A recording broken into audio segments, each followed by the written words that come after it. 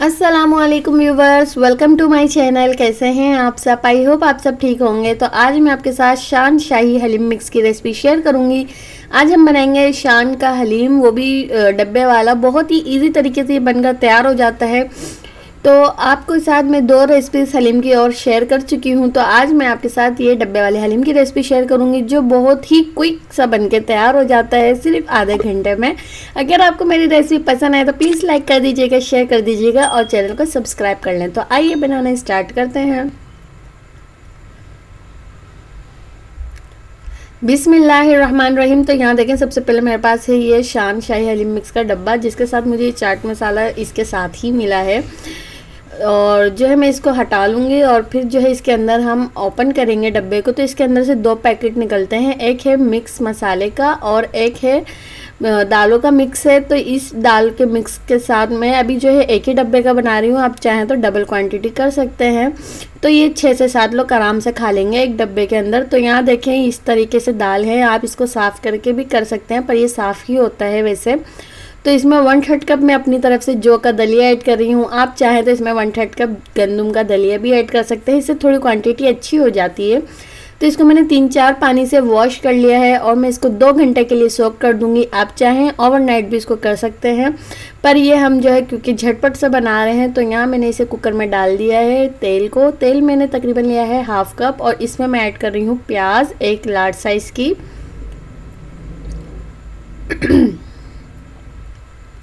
तो प्याज को मैंने फ्राई कर लिया है। तो इसी के साथ मैं इसमें ऐड करूँगी ये हड्डी वाला गोश्त। पहले मैंने आपके साथ ऐड किए हैं बड़े बड़े गोश्त के टुकड़ों वाले हलीम की रेसिपीज़। तो आज मैं नॉर्मली घरों में, जो सबके पास घरों में अवेलेबल होता है, गोश्त हड्डियों वाला हो बगैर हड्डी वाला हो, जो आपको पसंद हो आप वो ले सकते हैं। मटन, चिकन और बीफ दोनों में ही, तीनों में आप बना सकते हैं। तो मैं इसमें ऐड कर रही हूँ 2 टेबलस्पून अदरक लहसुन का पेस्ट। मैंने बस जो है गोश्त डाल के उसको थोड़ा सा मिक्स किया ताकि उसका कलर चेंज हो जाए। तो फिर मैंने अदरक लहसुन का पेस्ट ऐड कर दिया है और इसके साथ अच्छी तरह भून लेंगे ताकि गोश्त की स्मेल भी निकल जाए। तो आप देख सकते हैं ये हड्डियों वाला ही गोश्त है, बगैर हड्डी का नहीं है।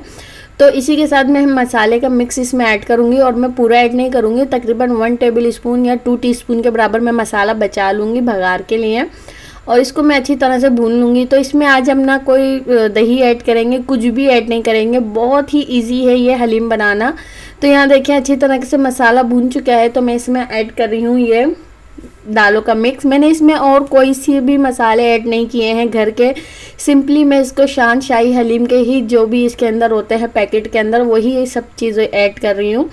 तो दालों को भी मैंने एक साथ ही डाल दिया। तो आप समझे 1 पॉट ये हलीम बनकर तैयार हो जाएगा। अलग से आपको दालें उबालना और जो है गोश्त को गलाना नहीं पड़ेगा, एक साथ ही सब चीज़ें मिक्स हो जाएंगी और ये गोश्त भी गल जाएगा और दालें भी अच्छी तरह से गल जाएंगी। तो इसमें मैं ऐड कर रही हूँ ये 3 से 4 हरी मिर्चें और पुदीना। तो ये मैं अपनी तरफ से ऐड कर रही हूँ, या आपकी मर्ज़ी है आप ऐड करना चाहें। तो मैं इसको जो है ढक के गला लूँगी तकरीबन आधे घंटे के लिए। गोश्त क्योंकि हमारा अच्छा वाला है तो वो जल्दी गल जाएगा, ज़्यादा टाइम नहीं लगेगा उसे गलने में। तो ये आपके गोश्त के ऊपर डिपेंड करता है कितनी जल्दी गल जाता है। वैसे कुकर में हमने बनाया तो ये जल्दी हो ही जाएगा। तो यहाँ देखें, इस दालें अच्छी तरह से गल चुकी हैं, गोश्त भी गल चुका है। मैं सारी हड्डियाँ और गोश्तों को सबको निकाल लूँगी, सिर्फ दालों को मैं इसमें रहने दूँगी। और यहाँ पे देखें, मैं आपको चेक करा देती हूँ गोश्त हमारा कितनी अच्छी तरीके से गल चुका है।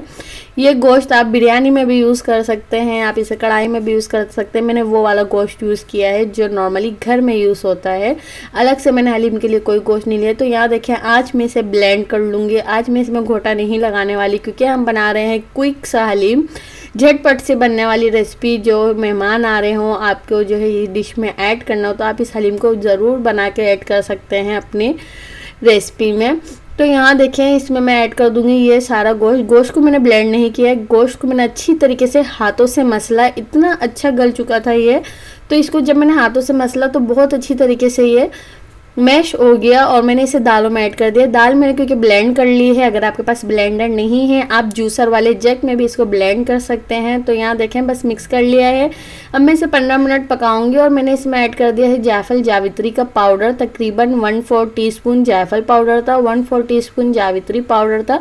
इसके साथ मैं इसको 15 मिनट पकाऊँगी।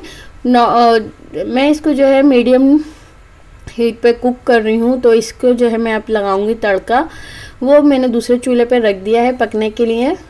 और बहुत सारे मैंने आपको दिखाए हैं हलीम। 2 हलीम की रेसिपी मैंने आपके साथ पहले शेयर की है, 2-3 हलीम की रेसिपी जिसमें मैंने तड़का नहीं लगाया था प्याज का।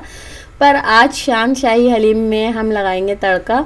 ये इसमें लिखा हुआ है, कुछ चीज़ें जो है मैं हलीम के डब्बे से देख के बना रही हूँ, बाकी जो है मैं अपनी इसमें जो है एडिशनल कर रही हूँ। मैं बाकी पूरा देख के नहीं बना रही हूँ।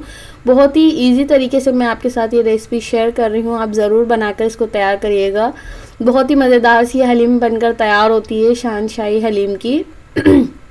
तो यहाँ देखें मैंने इसमें तड़का ऐड कर दिया है और 2 टीस्पून जो मेरे पास मसाला बाकी था वो भी मैंने इसे ऐड किया। 15 मिनट में इसे और कुक करूँगी, फिर मैं इसको जो है आपको सर्व करके दिखाऊंगी। तो यहाँ देखें 15 मिनट ये अच्छी तरह से कुक हो चुका था। जायफल जावित्री पाउडर शान शाही हलीम में नहीं लिखा हुआ है, पर मैंने ऐड किया है। इससे बहुत अच्छी खुशबू आती है, हलीम में देग जैसी खुशबू आ जाती है। तो आप चाहें तो इसे और गाढ़ा कर सकते हैं, आप चाहें इसे पतला कर सकते हैं, पर बिल्कुल परफेक्ट जैसा शान के हलीम में इसकी जो लिखी हुई है रेसिपी और जिस तरह से दिख रहा है आपको, बिल्कुल उस तरीके से बनकर तैयार हुआ था और खाने में बेहद लाजवाब है। बहुत ही इजी रेसिपी है, 1 पॉट रेसिपी, आप इसको बनाकर तैयार कर सकते हैं। अगर आपको मेरी शान शाही हलीम रेसिपी की मिक्स की रेसिपी अच्छी लगी हो तो प्लीज़ लाइक कर दीजिएगा, और अगर आपको मेरी हलीम की और रेसिपी देखनी हो तो मेरे चैनल पे मौजूद है, आप वहाँ से भी देख सकते हैं। रेशेदार देगी हलीम की रेसिपीज़ और चिकन हलीम की रेसिपी। अगर आपको सब रेसिपीज़ पसंद आए तो प्लीज़ कमेंट करके मुझे ज़रूर बताइएगा और लाइक और शेयर ज़रूर कर दीजिएगा। तो फिर मिलेंगे इंशाल्लाह एक नई रेसिपी के साथ। तब तक के लिए अपना बहुत सारा ख्याल रखिएगा। अल्लाह हाफिज़।